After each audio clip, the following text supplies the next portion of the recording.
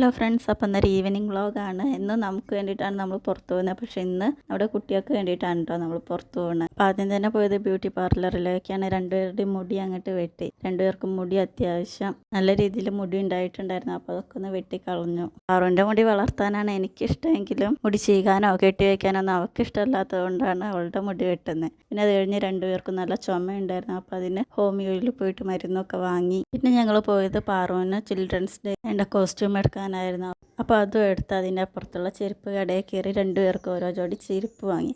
പാറുവിനൊരു slipper കൂടി എടുത്തിട്ടുണ്ടായിരുന്നു അവൾക്ക് ബാലവാടിക്കൊക്കെ പോകുമ്പോൾ ഇടാനായിട്ട്. രണ്ടുപേർക്കും ചെരുപ്പൊക്കെ എടുത്തിട്ട് കുറച്ച് കാലമായിട്ടുണ്ടായിരുന്നു. അപ്പോൾ അതും കൂടി എടുക്കാമെന്ന് കരുതി. അതും വാങ്ങി അവിടെ നിന്ന് ഇറങ്ങിയപ്പോഴാണ് പാനിപൂരി കണ്ടത്.